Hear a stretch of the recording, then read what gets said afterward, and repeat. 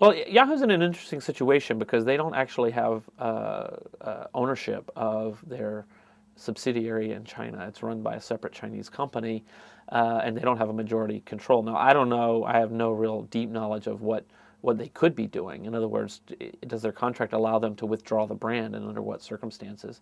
But I mean, I think some of the main principles people should be using is to say, um, we're going to notify people when we've censored content. This is one of the things that Google does. If you're in China and you search for something, they tell you that some of the results were removed from this page, so that it raises people's awareness that, gee, I'm not seeing the whole internet.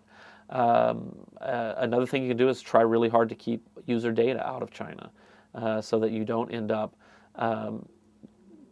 causing political activists to go to jail for complaining about the government. Those are some of the kinds of things that I think should be done. But then additionally, the thing that people need to remember is that China is not a crazed one-person dictatorship, right? There are a few of those around the planet, and those present very different difficulties and obstacles. China is a country of laws. There's a legislature, there's lobbyists. It's not a really great democracy in lots of ways, but it is a place where policy can be changed through lobbying processes, and I would like to see these companies making an investment there, and making the case in a really serious way at the highest levels that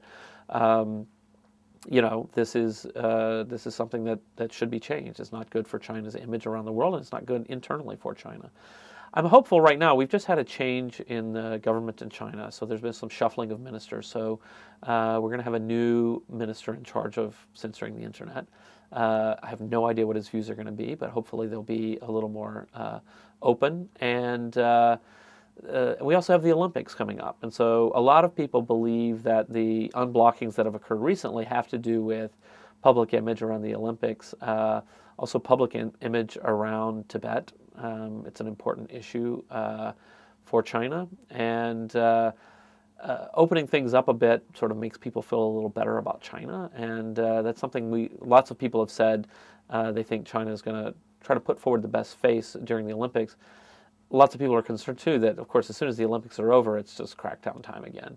I don't know if that's true or not. I mean, I don't think that they're that unreasonable. I think if what happens is, gee, we unblocked Wikipedia, even Chinese Wikipedia, for 6 months, and what we found out was, gee, lots of Chinese people went on Chinese Wikipedia and started putting forward a Chinese point of view instead of a Taiwanese point of view. It's not a bad thing, and actually we don't have riots in the streets or anything. It's actually pretty dull in the grand scheme of things. People are looking at Wikipedia, so what?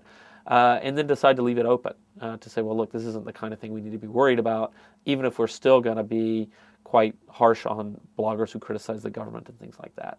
Well, I don't know what's going to happen. We'll see.